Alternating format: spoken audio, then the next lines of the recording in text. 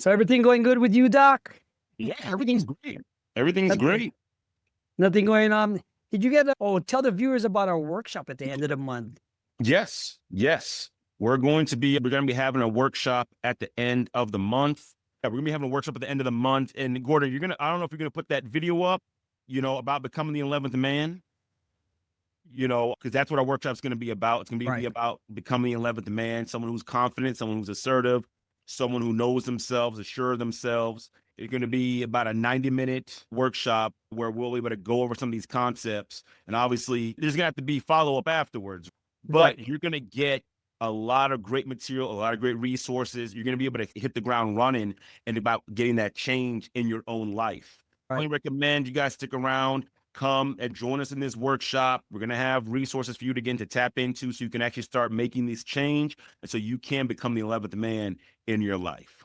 Absolutely. One of the main things our workshop is going to be so that you can actually move from where you at right now. If you're having this certain type of unconfidence, if you're having anxiety, if you have self-depression, you self-sabotaging yourself, these are what the workshop is going to be. Look at it as a preamble to what we got going. It's been a lot of time in the making. We do have I have a video that can pretty much show you what it's all about, of me talking my twin. So you can, if you request, all the pages are working right now. If you want your assessment, go to letsgo.boundariesandbrotherhood.com and let's get you on the right path. So you not being at it, having those boundaries, having those things that you want to really, because everything we built up are going to come down to this workshop. It's going to be a short one, but at least we're going to have material for you, like Doc said, so you can have the ultimate value in becoming a new version of yourself. Guys, welcome to another edition of Boundaries and Brotherhood, Thursday edition. If you're watching this on a replay, on a live, I'm your host, Gordon Wat, and my co-host, it's Dr. Keith Fairclough. Sorry, guys, I'm just taking a few notes for myself. Yes, Yes, sir. But yes, Dr. Keith Fairclough, here to help you become that 11th man, change Right. your life, change your relationships, change your career trajectory, change everything about you so you can be the absolute best version of yourself possible. Beautiful, beautiful. Now, in today's episode, overcoming self-sabotage. What are we going over in this 40 minutes so that I can get it all set up on YouTube? And let's get it. Tell us what we're going to be talking about and how we're going to be able to help you out. So we are going to be talking about, like Gordon just said, overcoming self-sabotage. We're going to be actually understanding what self-sabotage is, and believe it or not, it's actually not sabotage at all. But again, we'll get into that. We're going to talk about why we do it, right? Why does that happen to us? No matter how far you're trying to go, something always seems to kick in. You always seem to kind of blow your own spot up and go right back to where you were. It seems like a hamster wheel. We're going to talk about how that works in the brain and how it works in our body and our system. And then we're also going to touch on how we can actually make it so that we're not sabotaging ourselves anymore and we can actually get to those heights that we're trying to reach. Correct. I mean, that's so huge because I can, from personal stories of mine, self-sabotage has been one of those main things that kept me back all these years. And if I didn't waste that time doing all that self-sabotage on myself, seeking outside validation, seeking things that didn't make me happy, seeking things that really didn't matter in my life because I thought it was a difference. This is why Doc is going to explain. Doc, what is the main thing that you're seeing when people are getting stuck in that same cycle? We've always heard that self-sabotage is like we're doing things to screw ourselves up, right? But it's really not sabotage. Not necessarily, right? Yeah, you think about what sabotage is. Sabotage is someone we intentionally set something up to fail, right? And if you ask yourself the question, like, am I actually setting myself up to fail? More often than not, no. You're trying to improve your relationship and you 2 steps forward, 5 steps backward, right? You're trying to go to the gym, but you fall off the wagon. You're trying to do better at work and you're making progress, and all of a sudden, like, you fall off. And then you see that pattern. It can be difficult, right, to bounce back. But the fact of the matter is, the secret behind it is you're actually not sabotaging yourself at all. What those actually are is what's called limiting beliefs. What you believe, your belief about yourself, others, in the world, there's nothing to key in on this, write this down. There's absolutely nothing you can do. There's no amount of money you can pay. There's no guru you can go to that can pull you out of your negative belief, your limiting belief. We can give you all the strategies, all the tools, all the everything. But until you change that belief, until you make that decision that I want to believe something different about myself, different about the world, different about others, you will never, ever get beyond that. And so no matter if you change your behaviors, right, what's going to happen is you're going to end up going right back to what you're doing before because you can't get beyond that limiting belief. And I don't know if we want to go into more of that now or what that is, or Gordon, if you want to kind of touch on that a little bit. I mean, yeah, for me, limiting beliefs is the most expensive thing that can cause you health, stress, monetary, family, everything, because your behaviors.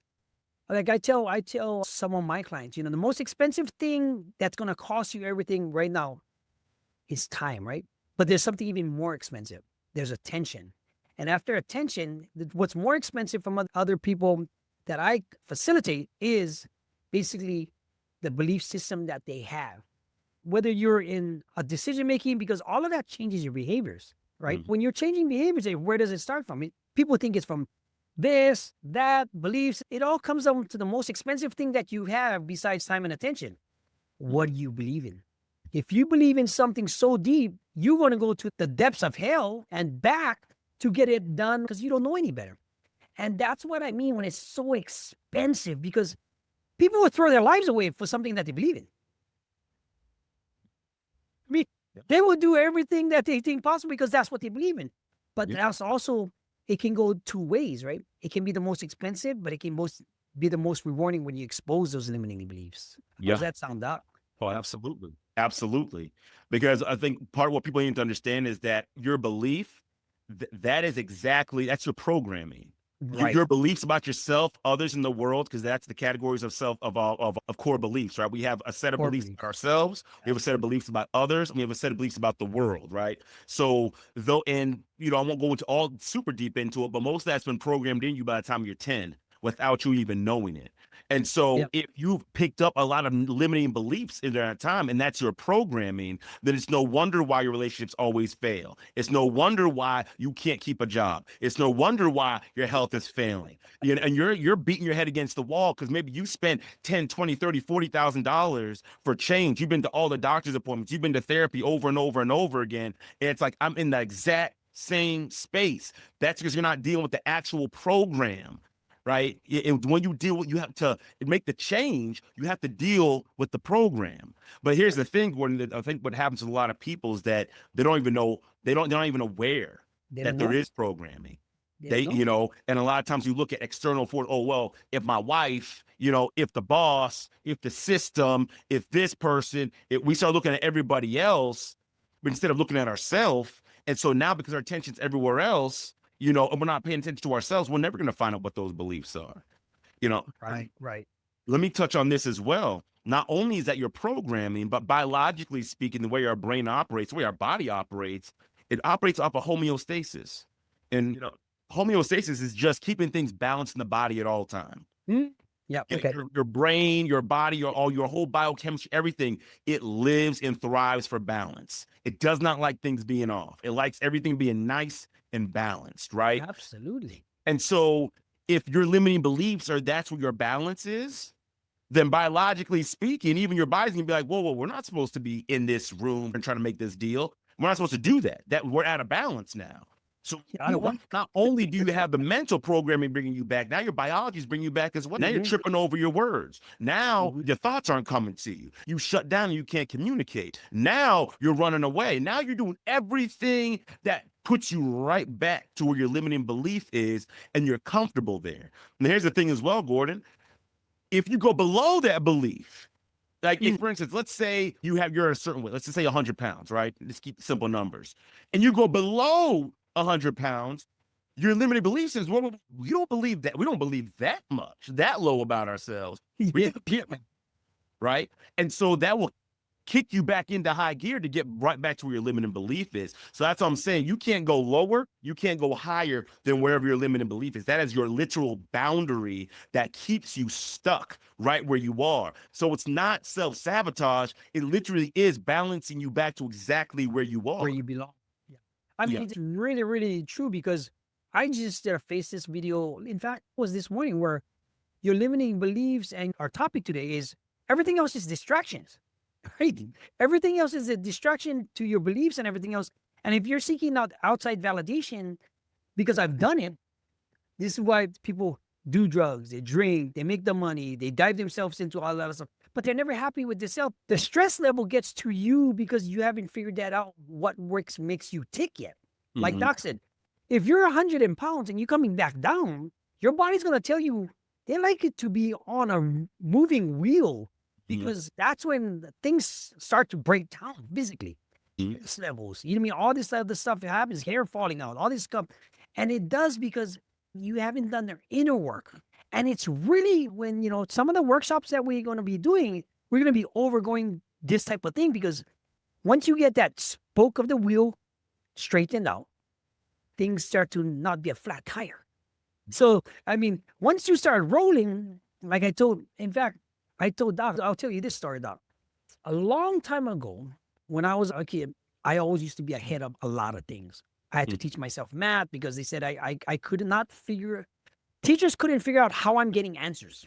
They kicked me out of class when you could get kicked out of class and get spankings, basically, right? Yeah. When in high school, I used to go to an all-boy private school. I got slapped around in the face, this and that, and they kicked me out of math class, right? I had to teach myself math during that time, trigonometry. Algebra 1, geometry, algebra 2. Yeah. Everything before pre-cal. But I could go on the board and I could get at the answers. It just came to me. And after that, I lost that gift, right? Like you said, like I told you, God gives you gifts.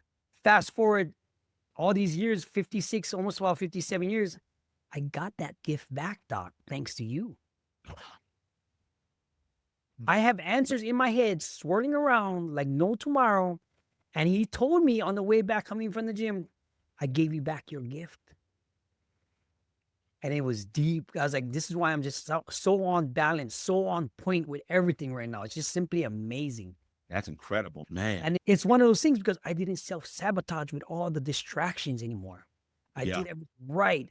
I didn't go, usually I would go, and I lost this gift for so long because I used to have it. Yeah. Right? At a young age. And on my way back from the gym the other day, he says, you know what, you're so on point now is because you're balanced with family, the things that's important, and I'm giving you back to help more people. You ever wonder how I get all these answers? And that's the grace of God. Yeah.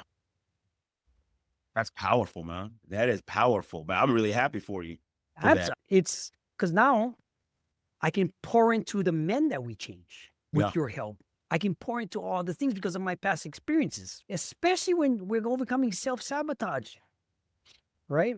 If I was a client of yours, right? What would be some of the questions you would ask? I'm curious. I would ask them to track your behaviors, right? Because when it comes to finding our beliefs, right, finding and identifying those beliefs, unfortunately, it's not as easy as, well, I can look at you and just say, oh, that's what your belief is, right? We have to look at the evidence that's been given to us. We have to look at the behaviors. We have to look at, okay, let me see your track record, and then as we start looking at those behaviors, and we start tracking the emotions tied to it, we start tracking the thoughts tied to it, and then we could actually reverse engineer and go back and identify what that belief is. That's one way to do it, right? Reverse engineer. Something else we could also do is I would give a client a core belief survey, and it's pretty extensive, but I would give them that survey so they can identify, because there's some main core beliefs, right? So our three main core beliefs that we have, right, are love, right? The desire to be loved, experience love, right? Worth, the value that we have for ourselves, the value others in the world or whatnot, and self-efficacy, our ability to be independent, do what we need to do and take care of ourselves, take care of others, things like that, right? And within each of those categories, I believe there's three subcategories within love, 3 within worth, and 4 within self-efficacy.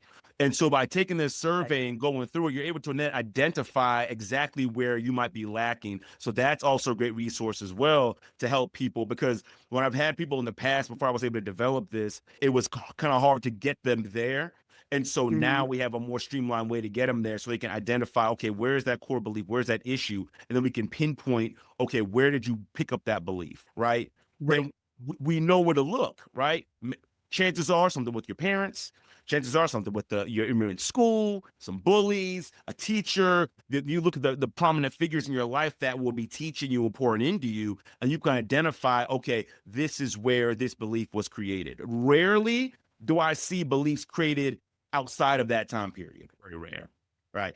It'd be a life-changing moment, basically. Like traumatic. Traumatic, yeah. Something like heavily traumatic. So you'll see that, like if someone experiences like rape or molestation, experience like some type of wartime trauma, like things like that. Yes, you'll definitely see where your core beliefs, because essentially when it comes to trauma, what happens to your core beliefs is they actually get shattered, right? And then something comes along is like, just comes and there's no time to process and no time to understand it. It just comes and hits you. Yeah. It shatters it, and then you stay in that state of PTSD. You stay in that state until you can make sense of it, give it a new meaning, and then process through it, and then reestablish your belief again. Like recognizing that what happened here either wasn't fair or wasn't right or it wasn't you. You have to fix that belief through that. So as far as I would say that's some of the ways to start identifying those beliefs that need to be changed. So checking your behaviors, checking your emotions, and again, if we were working together, I would give someone a survey so that they could go through and identify the different areas, and then we can kind of dive in on that instead of just trying to look at your entire life. Because the fact of the matter is, Gordon, we have thousands of different beliefs, right? Probably even more than that. Oh, more than that. Right? Yeah. We don't need to check every single one. If we look at it like a program, right? And we look at like a computer, someone who fixes computers, they don't have to check every single program, every single line of code. The issue tells them, okay, this kind of ties back to this, so I'm just going to look at this right here. And so that's what I was just saying before, that's what that does. It allows us to pinpoint where that issue is, where you're self-sabotage yourself, what that limiting belief is, and then get you to change that belief, raise your standard, raise your belief. So you now raise the ceiling. So now when you go and do that thing, whatever it is you're trying to do, fix your relationship, get better at work, expand your business, be there with your kids, whatever it is, you now have an increased capacity to deal with it and go there. So now there's no resetting back to that lower level.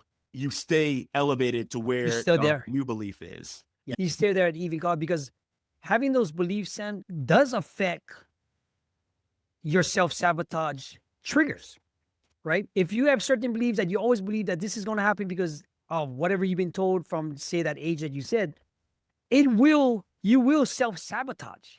Now, this is the type of stuff we're going to be going over in the course of you guys' time with us, because we can talk about business, we can talk about book writing, we can talk about marketing, we can talk about sales, we can talk about speaking. But if you're not right and you're going to self-sabotage because you don't feel like you have the right to have the abundance or manifest it back into your life, you will screw that thing up and blow it all up.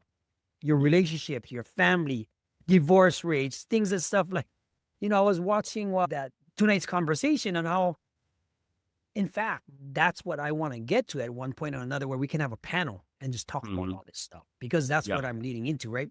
Yeah. Because self-sabotage is a big thing. I can speak on this personally, but Doc, let me ask you this other question. How do you correct somebody that's self-sabotage after they get that survey? So you would just look at where they're lacking, where their core belief is, right? Which ones are low, which ones are they struggling with, right? And then you would look at whatever it is they're trying to do, and then you would tie it back to whatever that belief is. Let's just say we're working with a man who believes he's not enough, right? There's a guy who doesn't want to really reach out there. He doesn't want to take a risk. He doesn't want to start a business. He's scared to do so, right? And then when he does, it fails. So he's like, see, it doesn't work. See, I'm just unlucky. There's just, woe was me. Every time I get into a relationship, it always fails. I'm just a horrible person. I'm not enough, right? And so what we would do is we would look at that and say, okay, you're saying you're not enough. Let me see what are your behaviors you're doing? When it comes to business, I blow I do really good and then I blow all the money really fast, right? Well, what are you blowing the money on? Oh, just like cars and clothes and all these things and all the stuff like that. I'm like, what is that supposed to do for you? You're spending money on it. What is that supposed to do for you, right? Oh, because I'm supposed to look the part and all these things like that. And I got to look wealthy and I got to look this. I'm like, I don't know if there's a business plan that actually says that, man. You know, It's something they've yeah, been told, right? tell me. Well, but what I would say, I would try to ask them, like, well, tell me a little bit more about that. Like, because there's plenty of Yeah. businessmen, majority of businessmen and women who don't do that. And they're wildly successful. But it seems like anytime you make a little bit of money, you blow it all, the business fails. All right. So the business model is not the problem. Your skill set's not the problem. There's something else going on. What do those things make you feel? Oh, well, I feel good. Everyone's looking at me and I feel like I'm successful and da da da da. So you're looking for outside validation. I was just about it's that validation. Of course, I'm speeding through this, but like, I guess, yeah, I am looking for validation. Well, it sounds like if that's the case, why aren't you giving yourself validation? Oh, well, because I'm not good enough, I've never been good enough. So I need other people to tell me so, right? So now we're in the core belief of worth, right? Where did you get that from? At what point in time did you get to the point where you thought you weren't good enough? Like, what was going on? Well, when I was growing up and I would, bring my homework home from school and I'd show or pictures or whatever it is, my parents would, or my father, let's say, he would always say that's just not good enough, right? Or that's a waste of time, or you're not working hard enough, or that's not a big deal. Don't make a big deal about that. You're not. And so now you've developed the belief that nothing I do is ever good enough. Right. And so that now, no matter how much you try, you're seeking that validation to be good enough, and it never works. In your relationships, you're looking for her to, pour into you and just love all over you and fawn over you, but that never fills the gap and never fills the hole. Never. So now what you do is you go out and cheat. And now because you go out and cheat, you ruin the relationship. And then you're like, because she wasn't doing this and she wasn't doing that. But actually, she was doing everything that she needed to do. That wasn't a her thing. That was a you thing. You ruined that situation because you knew in your mind, I'm not worthy of this level of love. So I got to do something to blow my life up and get back to it. So I say all that to say, again, a quick example, right? I do wish it went that quick and that easy. That takes some sessions, some time and some relationship building and things like that. But long story short, that's what it looks like if I'm working with someone who is self-sabotaging, who is focused on their limiting beliefs. That's what it would be. And then we would get down to that. Then we start changing that and help them recognize that the issue was not you. The issue was your father. Now we're reframing, right? Now we're looking at it differently. We're creating a new perspective. Your father should have been building you up. He should have been telling you your efforts were good. He should have been telling you you're doing great work. He should have been pouring into you at that time, right? So now you feel accepted. Now you feel loved. Now you feel like you're enough. So now what are you going to do? Now you're going to go and try different things, right? So you have to let go. You have to forgive your father, have compassion on him because he was doing the best he could. Right? He didn't know he was tearing his child apart like that. He thought he was trying to make you into a man, right? You got to forgive him. You got to have compassion on him, but you have to also recognize that he was a broken man. Himself. He was a broken man himself. He didn't know how to build that in you. And so now when you go back to that point in time and you start changing that belief and reframing it, now what it does, you change the belief, right? Now it's no longer, oh, I'm not enough. Now it's, oh, I've always been enough. It was just that I've encountered that father, that teacher, that bully that was putting the insecurity on me, because I can guarantee your father didn't think he was enough. He thought he wasn't enough of a man. They want what you have. They're jealous of you. I guess I am that guy. I guess I am enough. Oh, I don't have to go and, seek outside validation. I can actually be myself. Oh, shoot. Now you hit the next business venture. Now you're not blowing money on suits. Right. Now you're not blowing money on cars. Now you're taking off and doing phenomenal. And now you're going and helping the people you're supposed to be serving. And now you're starting to give back to other people because, like, hey, listen, I was able to get past this. I was able to break the ceiling, tear apart my limiting belief, create a new one, and now I can take off. And so, long answer to a short question, that's what I would do with someone, right? And that's the work we would do. To get that is absolutely right in all aspects, because it took me years to figure this stuff out, and I had to dig deep. When you say put in the work, and you have to dig deep within yourself to kind of like break it down into your own way where you can manage it yourself, understand it yourself, where you could have gone wrong, this and that. You could be a 21-year-old going through some stuff, and you still have the tools if we catch it early. This is why we have for the modern type of man that's going through all this stuff that we've been talking about for the past weeks, right? Now, when you're working with Doc, myself, there's also a component in there where you have to put in the work. You have to put in the work. The part where you have to invest your time, your tears, your pain, the struggles has to be with somewhere in an environment where that's what the brotherhood is about, right? This is basically why we want to help men, because if I can fast pace and help you fast pace to your business venture by fixing you with Doc, vice versa, there's no stopping you. I have friends now that I watch their kids. They live in a $3 million home, and I got the keys for it because I've never given the wrong advice. Mm-hmm.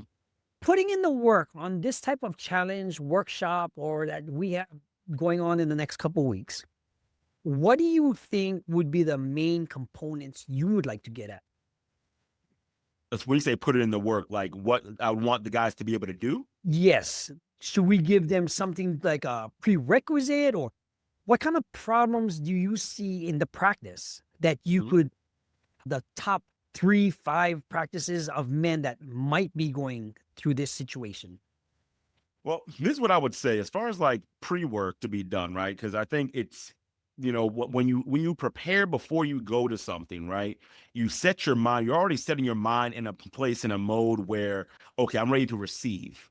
Correct. I think that's a big thing Correct. because I think a lot of times what happens is people go to workshops and they think they sit back and it's like, okay, just fix me. Or just give to me, right? And that's not what this is. That's not what any of that stuff is, right? For whatever it is you're going to be going into, right? You should have a mindset of, okay, I'm going here for a specific reason. I have this limiting belief. I'm struggling with my business. I'm struggling with my marriage. I'm struggling with this. I'm struggling with dating. What I would tell you to do is, as far as the pre-work is concerned, write that stuff down. Write down what you're struggling with. Look at the different patterns, right? Like, my business and this happened. Relationship, and this happened, and that, and this, and there was a time when it was going well, and then I did that action. Write that stuff down so that when you're going in, it's like, okay, I know I'm framed my issue, my problem effectively, properly, right?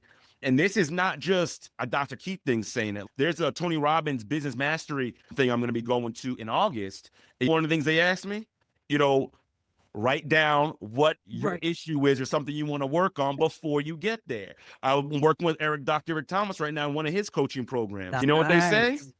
Write down what you got going on before you get in there. You know why? Because not only does it put me in the right mindset when I get there to actually do the work and change, but it also allows them, the people who are going to facilitate those things, to be like, look at it and be like, okay, I'm familiar with what these guys going on. Boom, I can give him the different strategies he might need. Because whoever it is, you might be in a different spot in your life, right? Some people might, not everyone's be starting the same space that comes to us in this workshop. Some might be like right on the cusp. Some might be way behind, right? So as far as the workshop is concerned, we're going to kind of trying to give you a general overview of the concept. But when you start asking questions, when you framed it properly, you know where you are in the process, you know what to take. But you can take the meat and leave the bone. You can know, okay, I need to really hone in on this part. They're really hitting on that part. And so then you can start, okay, and this is how it applies in my situation. Then we can have that conversation and actually get you the help you need. So I would say, as far as the pre-work is concerned, because the thing is, I don't know where you are in the process. Correct. But you need to be able to receive. Yeah, but you got to be able to receive. So find out where you are. So do the pre-work. And even from right now, like start writing that stuff down. Write it down where you keep falling short. Write down. And again, and Gordon, if you would like, we can put the link to the core belief survey in there so that if they would like to, absolutely. They could take the survey and kind of just go through and look, right? Because maybe you're there. Maybe you're like, I have no idea what my core beliefs are. And the fact of the matter is, if you think put it in the chat right now. Yeah. If the thing is, when you think about it, it's the program behind the scenes. How many of you know the coding in the program behind your iPhone, behind your computer, behind your TV, behind your video games? You don't know that, right? You don't know it. But if you start looking into it, you can figure it out, right? Absolutely. And so we have to be the biggest researcher on ourselves and do the deep work to start finding out how do I tick? That's why I always tell people you're not broken. You just don't understand how you operate. Once you understand how you operate, then you can start hacking your own system and changing things, moving around so you can be the best version of yourself possible. But if you don't know how you operate and you're not willing to do the work, well, I can't get into your head and change you. Your kids can't do it. Your boss can't do it. So now while you're out here blaming everybody else for your problems, everyone else on the outside is like, we can't get inside your programming and change you. So you have to have that willingness and the desire to want to change and be willing to do the work, right? And that's why I always tell people, do not be surprised that there will be work to do. And again, like I was telling you about the whole business mastery thing, I was watching these 7 videos. Tony Robbins would always say, if you didn't do the homework from the last video, stop, go back and get it done, right? There is work to be done. Right. So I'm not here to wave a magic wand, Gordon. You're not here to wave a magic wand. You know, we're not here to magically say, we're not here to do that. It will be work. Now I'll say this, right? Some of you might get it and like, boom, take off, right? Boom, I've had some clients come for a couple sessions and boom, they're great. Some, they with me for a couple of years. You're still working on some things, right? It happens. But the thing is, we're doing the work, right? Because I always tell people, the people who experience the most change are the ones who do the work.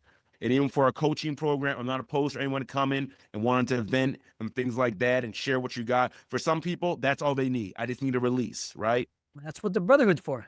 But for a majority of people, we got to do the work. And the ones who don't do the work don't get the changes, or they get very limited changes. Because the thing is, in order to change your belief, you've got to change your behavior. That's critical, right? Yeah, no, absolutely. I mean, the hardest part is putting in the work and understanding the work that's required and understanding what's going to be required of myself to dig deep if I was working. Because in the beginning, you're going to be, what do you call that? You're going to be like, nothing wrong with me. I can get this too. I've done it all myself. But then when you actually, when you got to look at it at one point in time, when I was in prison and when I went in there half cocked, at the 10-year mark, I was like, I got to change, right? Because the next time the judge said, I would never see the light of day.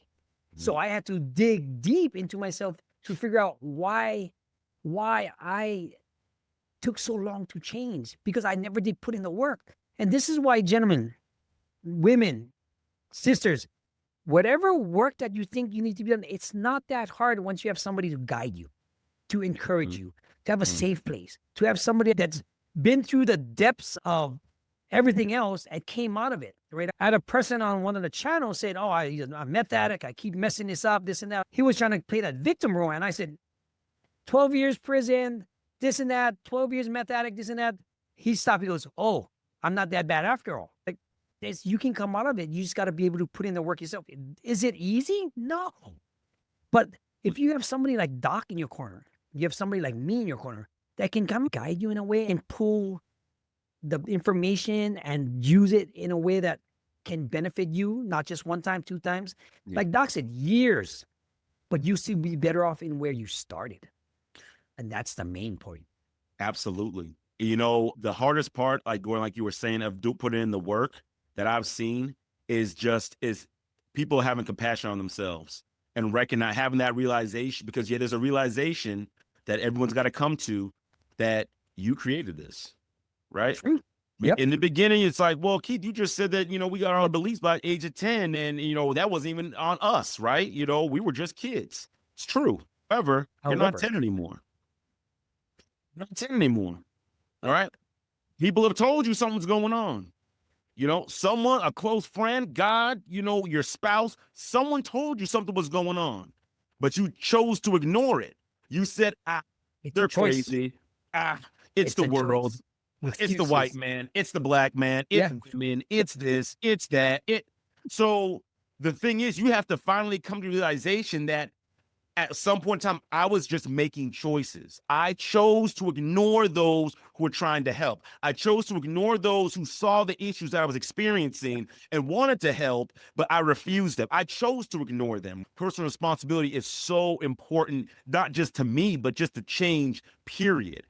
I remember when I was putting together this program for my practice, and part of that program was personal responsibility. I have my podcast is called FCS Prep, and it's called the Personal Responsibility and Progress, or I forgot what the last part is, whatever. But that's not important. A program, right? Personal responsibility and something program. But here's the thing. It came to me because I was reading the Bible, and I went to Revelation.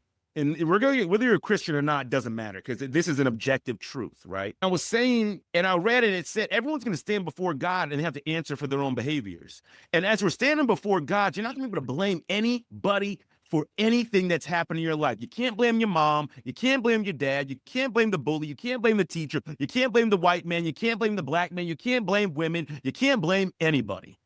It's all going to be on you. And Gordon, you can attest to this as well, because you stood before a judge.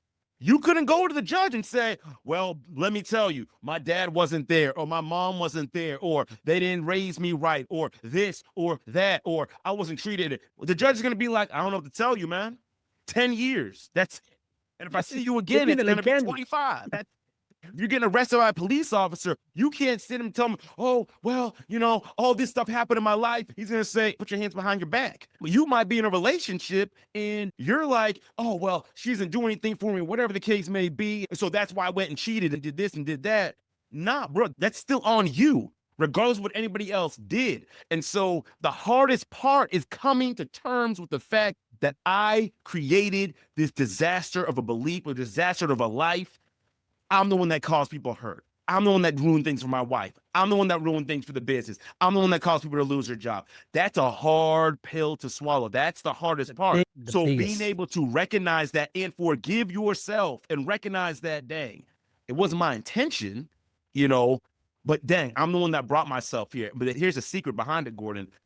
That's where your power is. Your power is in personal responsibility, because if you put yourself in that situation, guess what you can do? Take yourself out. And that's why once you get to that point, it's off to the races, because it's like all this stuff is in my control. I can control how I respond. I can control what I think. I can control what I feel. I can control how I act. I can control what I do. I have so much power and agency, and that's the secret, right? People always want to talk about changing systems and changing this and changing that and everything like that, and that's all great. Don't get me wrong. But if you can change yourself, especially because we're made in the image of God, that's where it starts. There's no system. There's no white man. There's no black man. There's no man, no woman, no child, no no nothing that can stop you from getting to where you want to go. Once that limiting belief is broken, once your standard is there is literally no obstacle that can stop you from getting to where you want to go. That's the power of taking personal responsibility. It is the most difficult part. Own that you've hurt people because of your choices, that you've hurt yourself because of your choices. But if you can own that and look at yourself and be like, yeah, I did that and I shouldn't have done it, and I own it, but I forgive myself. And now I'm going to make new progress, new changes, new choices moving forward. Then we can break through any limit and any belief. So that's the number one to overcome self-sabotage, is what Doc just said, because you have to take self-accountability, right? You can have a person that's taking self-accountability and change, and you've seen the pivot of it all happen because you know that type of animal. You know the change from within because you can see it. Now, is it like Doc said? For me, that was one of the hardest things to do, because I even tell other people now, you got to take self-accountability to move forward and everything else, so you stop making excuses for everything that you got going on in your life. If you take a deep dive into that part, now, is it self-explanatory? No, but this is why you have us at Boundaries and Brotherhood, where you got Doc, a professional, you got myself. I have other panel members where business, coaching, personal coaching, all this. You can get all the help you need to survive in this journey that you got going on. Because if you don't do it, there's other bad things that are going to happen. Right? Mm-hmm. You might be facing 22 years like me. You might be facing a drug. You might take a fentanyl pill. You might be sabotaging your marriage right now on purpose. You don't even know it. You might be losing confidence also. And like Doc said, why do we do this? To help people out in a way that we have with our experiences, so that you don't go down this path, because you're worth something, right? Yeah. You're worth something. You're worth more than anything, because out of all the things that's going on in the world, you have to see that in yourself. And Yeah. that's what we're here to help you with, because that's why I want you, in about a few weeks, join us on the workshop. We're going to be streaming this live. You're going to be watching us on the replay. You're going to watch this on the highlight. Doc is going to go deep with this, and he's going to go off the tangent sometimes, but that's a good thing, because he's so passionate about it. And this is why I'm passionate about it also, because if I can stop you from shooting somebody, this and that, not doing something to yourself, not going into the bar, because what's going on in where everybody's life, you just need a brotherhood to know that somebody understands, because you will self-sabotage if you don't change that beliefs. Regardless. Yeah. It's with the best of us. Remember, I was just saying, remember, Gordon, it's not sabotage, man. It's excuses. You can't go. No, I'm not even excuses. It's that is your limit. You can't go beyond that. Yeah. You will rubber band right back to what you believe. That is a natural state of your body, of your mind, and how it operates. Your body loves balance. So you just understand that, hey, this is the limit, and this is what I need to break through. And you break through it by, again, like doing the things we talked about, right? Just being recognized and taking that personal responsibility, knowing that there's a belief that has to be changed. You have to reframe something. You have to look at something differently, right? And once you break that and change that, then you can start moving beyond that, right? But until you're willing to do that, there's nothing you can do to get beyond your limiting belief. There's absolutely nothing you can do. Yeah, you can't have a limiting belief and still make it far. No, You can't. yeah. It's not possible. What's the big promise you're going to give? What's the big promise, and what's the dream that if they put in the work, what's going to happen?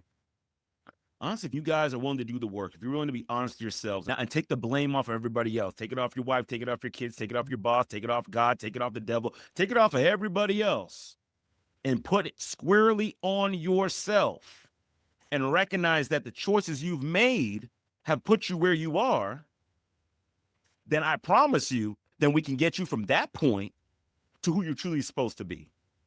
Because we're going to reestablish the power back in your hand. We're going to tear that limiting belief apart, and we're going to get you to a healthier relationship, right? Where you can actually have a conversation with your wife. We're going to get you to a better time on your job. We're going to get you to a place where you're willing to finally step out on faith and open that business, or do real estate investing, or do whatever it is you want to do. We're going to get you to the point where you can actually reconnect with your children, and be the man you're supposed to be in their life, right? So that's the promise I give to you. If you're willing to take that responsibility, if you're willing to own that from this day forward, because then you could fully engage with the activities, with the resources, with the concepts. You could fully engage with them. You could fully use them, and it will take you from where you are to where you're supposed to be, where you desire to be, where everybody knows you should be and can be. Yeah. All right. I mean, that's so beautiful, because I was going to say, but Doc nailed it, everything on the head, right through it.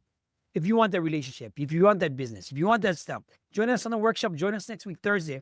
Every Thursday, we're here at 10 o'clock. Sometimes a little early, live most of the time, 10 o'clock. Come join us. Leave a comment. Do something. We're getting traction. Don't mess with us. Stop playing with us already. Come join us already. All right, guys. I'm Gordon Wat from Boundaries and Brotherhood. All right, you guys. Take care. Dr. Keith Fairclough. We'll be back. From Freedom, Change, Success. Search him out. All right. Aloha, guys.